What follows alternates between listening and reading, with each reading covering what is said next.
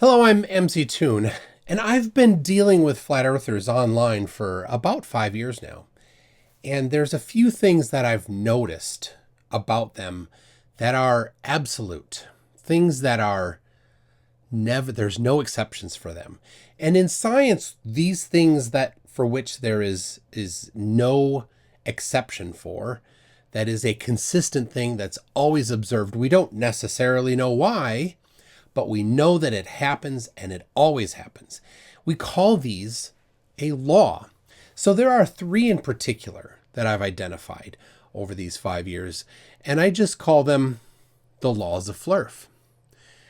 So the first one is that Flerf citations always contradict the Flerf's claims.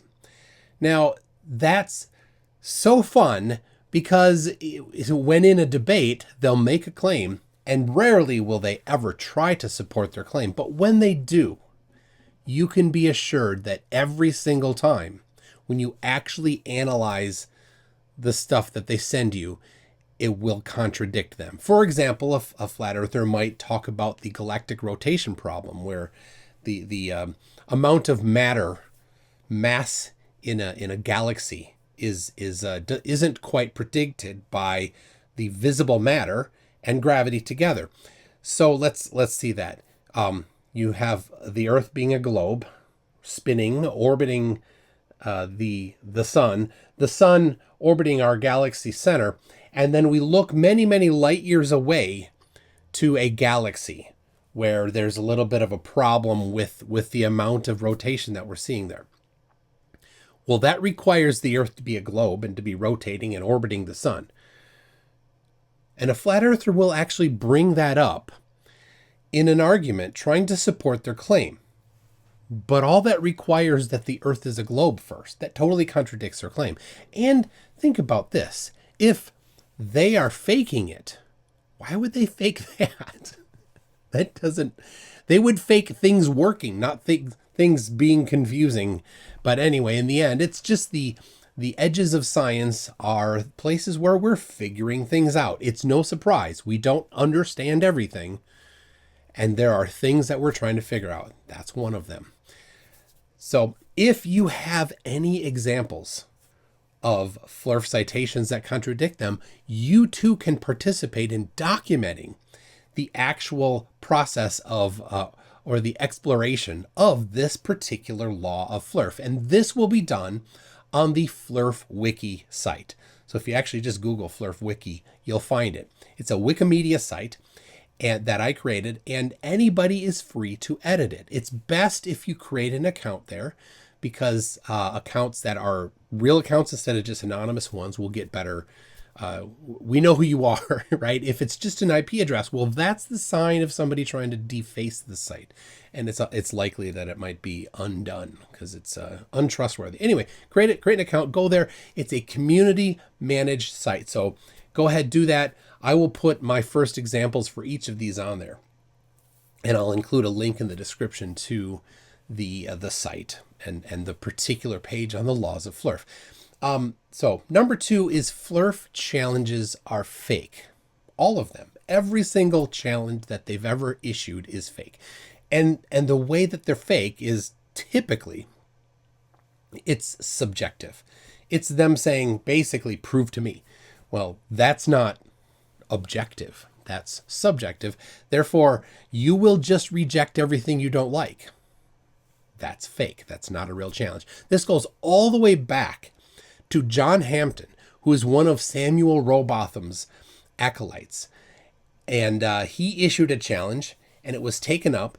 And when the independent judging process determined that the globe had won, well, John Hampton had a fit and spent years complaining about it. In fact, even spending time in jail for libel or slander of Wallace. But since then, they've all been fake. William Voliva in Zion, Illinois, had a fake challenge. And more recently, Flat Out Hero had a challenge here. I did it, $100,000. He eventually pretended to agree, but I have it on video that he agreed. Anyway, That was a fake challenge. Everybody saw that. And the most well-known fake challenge is Dearth's 3 Bitcoin fake challenge. And the way that you know it's a fake challenge is, what are the clear, objectively measurable criteria? None. There are several people that have submitted responses to his challenge. He doesn't even respond to them. He just ignores them, pretends they didn't even submit the answer. It's a fake challenge. So documentation of your examples of fake challenges can be shared on the Flerf Wiki. The third, and you'll see this, the third law of Flerf is that Flerfs are pseudoscientists when evaluating flat Earth evidence, and science deniers when evaluating globe evidence. That shows that they have a dual standard of evidence. Anything at all that even remotely seems to them to support their idea of flat Earth, they will accept unquestioningly. You see this in videos all the time. I recently covered a video from 7 years ago of a guy that manipulated evidence. He specifically hand edited a photograph to force the horizon flat. While calling NASA liars, he lied. He fabricated evidence. And if you look at the comments of his video, people are like, wow, good job. None of them questioned his process. None of them went and looked at his source data to see if it matched. None of them duplicated the process. I tried it and discovered that he was lying. So that's one example of pseudoscientists. They don't care to examine things. They just, when it comes to actual globe evidence, right? There are measurements of the radius of the Earth. They won't even look at it. I send it to them all the time. It's on my website, mctoon.net/r. Feel free to embarrass a flat earther by sending them that when they demand to see the curve or see measurements of the curve. It's there. They don't even look. They just say, nuh-uh. Well, that's not science. That's science denialism. Same thing for the rotation of the Earth.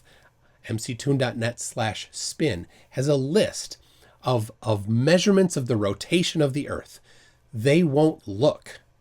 And if they look, they'll spend a little time. They'll go, oh, that's just words on paper. Well, how do you communicate the results of an experiment? By writing it down. They think that the only way to communicate the results of an experiment is in a YouTube video. Sorry, that's not very, I mean, you can, certainly you can, but it's not very rigorous. And it hasn't been, what you want to do is you want to pass it by some other people to say, hey, maybe it's not right. Please check my stuff, make sure it's okay. If it's wrong, tell me about it, and let's fix these things and then publish it, because I don't want my math to be wrong. I don't want my methodology to be wrong. I don't want anything to be wrong. This is called peer review. And the people that do the review, they want to find errors in it. They love to find errors in it. It kind of gives them a little bit of street cred if they can shoot down somebody else's stuff. But in the end, if it passes peer review because they actually looked at it and verified it, then that's good. And pseudoscientists hate scrutiny or peer review. But a real scientist welcomes scrutiny and welcomes somebody else reviewing their work to see if it's correct. So that's the third law of Flerf. Again, your examples can be documented by the community members, that's you, all of you, on the Flerf Wiki site in the description. So as these come out, I'll probably do a specific in-depth video on each of them, maybe using your own input. So feel free to put that in. I'll name you as I do it. So thanks a lot, and we'll see you next time.